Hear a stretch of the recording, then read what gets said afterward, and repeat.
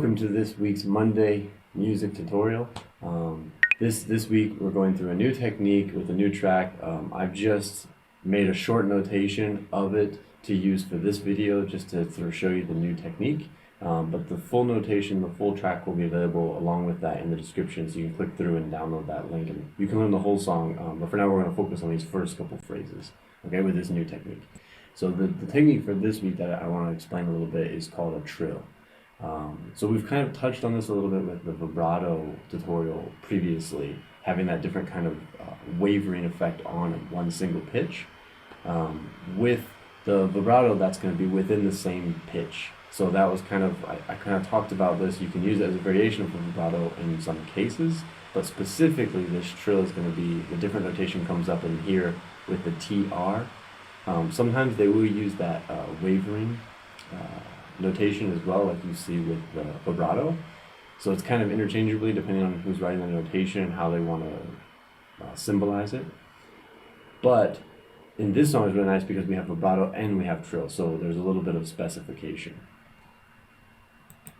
So in this track, when you see that TR, that's going to be the technique where you actually trill the pitch. So instead of just wavering a single pitch like we do with the vibrato, the trill is going to be the technique with, instead of the breath, it's going to be with the fingering positions.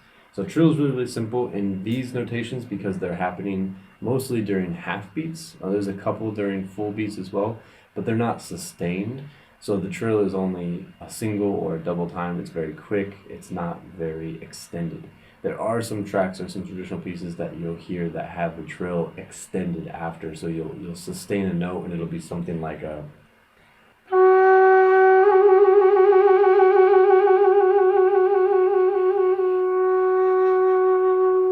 and you might sustain carry a trill, and sometimes they'll combine the notation. You'll have TR and you'll have wavering after that. So that way you know the trill continues throughout this sustain. In this song though, the trills are very quick, so we have them in the first couple phrases. We have the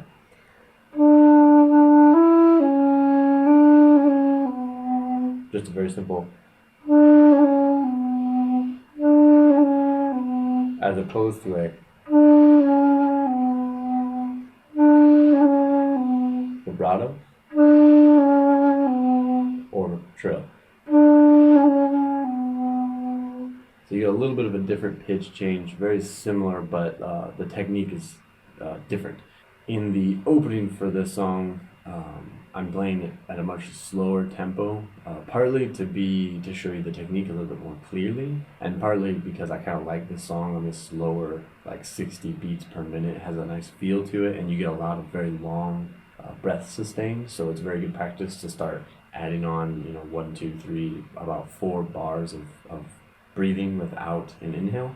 So that's like a good way to practice it. The song itself, the original song, which I'll link to, is 100 beats per minute, so it's a little bit upbeat, it's a little bit faster paced. So yeah, trill, very, very simple. Right now you just keep it as that tapping, that quick fluttery tapping on a single note, so there's no double lifting or anything like that like we have with the jiānghú that we did before. It's just on a single note.